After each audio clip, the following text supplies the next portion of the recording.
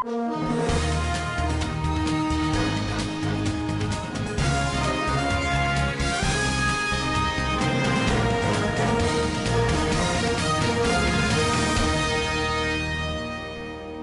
of Representatives invite Finance Minister and others over $2.4 billion stolen crude.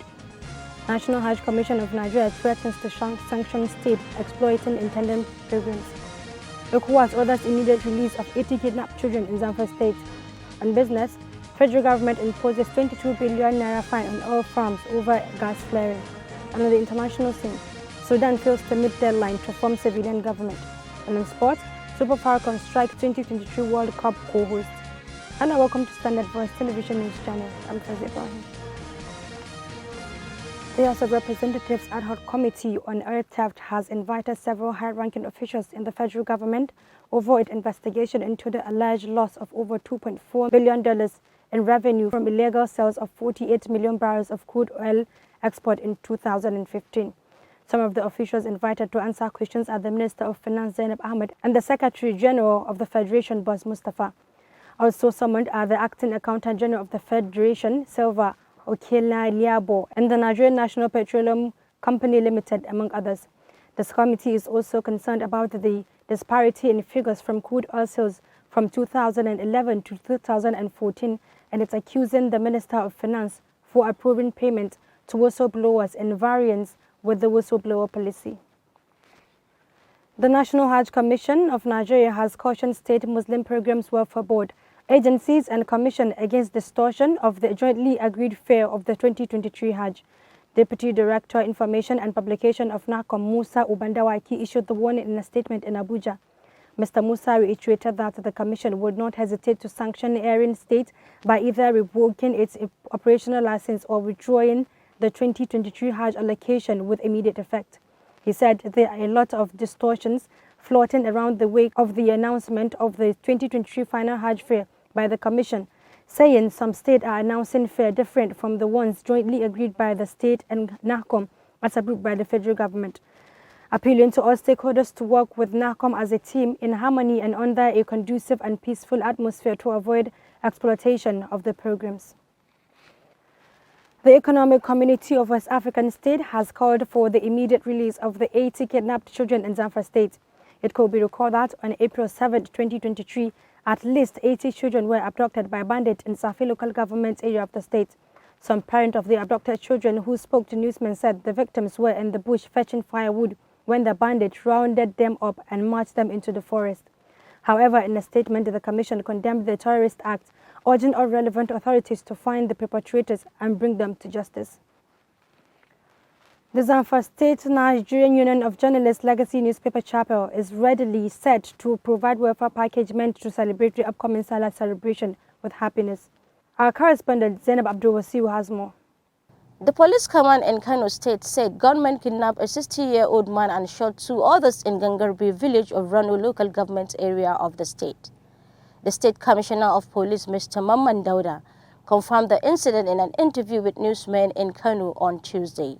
Mr. Mamman said the police received the information that unknown armed bandits stormed Gangarbi village of Rano local government area and adopted one Alhaji Naaya Gangarbi to an unknown destination. Saying it combined team of the Divisional Patrol, JTF, and anti-kidnapped squad immediately rushed to the scene, explaining that two people who sustained bullet wounds were evacuated and rushed to Rogo General Hospital for treatment. Zainab Abdulwasiu reporting for Standard Voice Television. The police command in Kano State said a gunman kidnapped a 60-year-old man and shot two others in Gangarbi village of Reno local government area of the state. The State Commissioner of Police, Mr. Mamman Dauda, confirmed the incident in an interview with newsmen in Kano on Tuesday. Mr. Mamman said the police received the information that unknown armed bandit stormed a Gangarbi village of Reno local government area and abducted one Alhaji Naaya Gangarbi to an unknown destination, saying a combined team of the Divisional Patrol, JTF, and anti-kidnap squad immediately rushed to the scene, explaining that two people who sustained bullet wound were evacuated and rushed to Rogo General Hospital for treatment.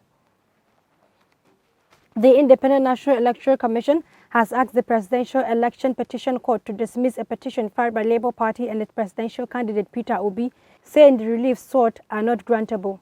INEC, the first respondent, stated this in its reply filed at the PEPC's secretariat by its lawyer Abubakar Mahmood in Abuja. The commission prayed the court to either dismiss or strike out the petition for being grossly incompetent, abusive, non-specific and hypothetical. The petitioners are seeking the nullification of the election victory of Tinubu and Shetima in the February 25th presidential polls. And on business,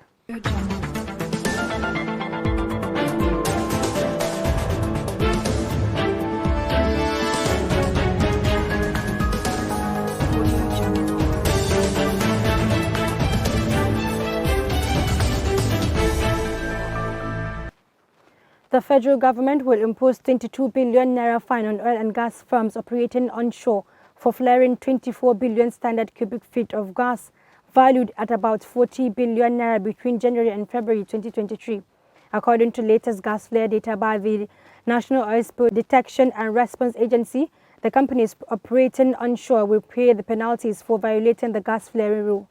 The report said companies flared 19.14 billion SCF of gas in January and 14.04 billion SCF of gas in February 2023, contributing 1.3 million tons of carbon dioxide emission with power generating potential of 2,500 gigawatts. On the other hand, companies operating offshore flared 25.8 billion SCF of gas valued at $90 million capable of generating 2,600 gigawatt hours of electricity and had an equivalent of 1.4 million tons of carbon dioxide emission. However, the agency did not state how much penalty offshore companies would pay for the flare. The agency said in total 50.3 billion SCF gas was flared, amounting to about 81 billion naira lost in the month under review. And on the international scene,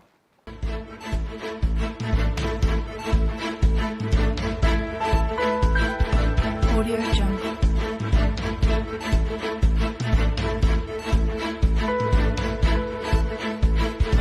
Audio Jungle.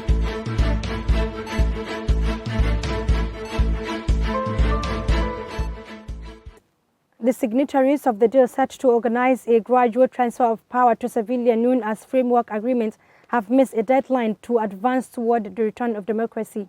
According to a timeline set by the parties, a new prime minister and institution of the transitional authority should have been announced on Tuesday, April 11th.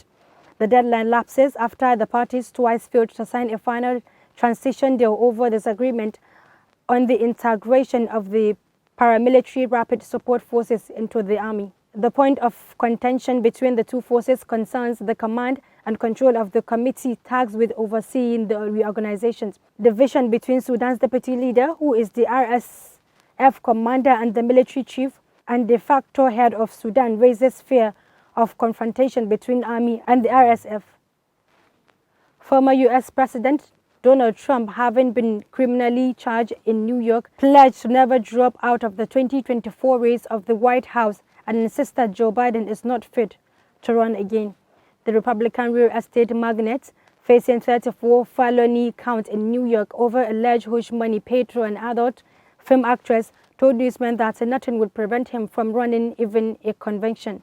Trump, in his first major interview since being arrested and fingerprinted last week, cast doubt on whether Democratic Biden would be in the 2024 race.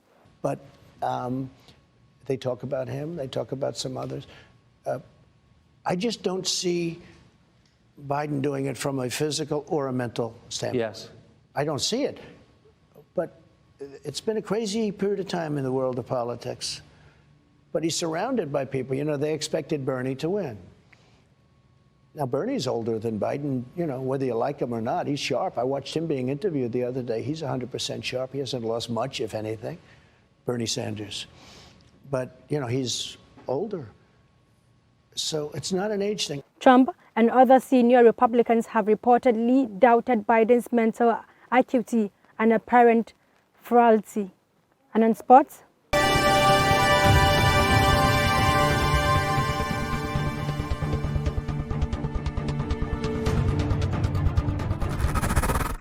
Nigeria Super Falcons extended their winning streak to a 3 following a 3-0 bashing of the 2023 World Cup co-host New Zealand. Coach Randy Waldrom's girls got the breakthrough from an unlikely source 11 minutes to halftime. Skipper Onome Ebi headed home from an incisive Tony Pena cross at the Emir Sport Complex at Talia, Turkey, to silence critics who faulted her continuous stay in the team. Nigeria headed into the second half with the lead, and it took the record African champions just 4 minutes upon resumption to double the caution.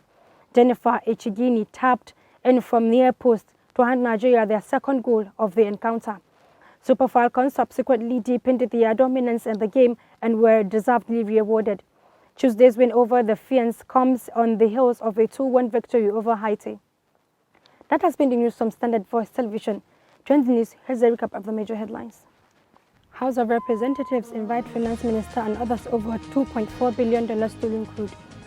National Hajj Commission of Nigeria threatens to sanction state exploiting intended pilgrims. ECOWAS orders immediate release of 80 kidnapped children in ZAMFARA state. On business, federal government imposes 22 billion naira fine on oil farms over gas flaring. And on the international scene, Sudan fails to meet deadline to form civilian government. And in sport, Super Falcons strike 2023 World Cup co-host. That's the news. Thanks for watching, and for Ibrahim. Have a nice day.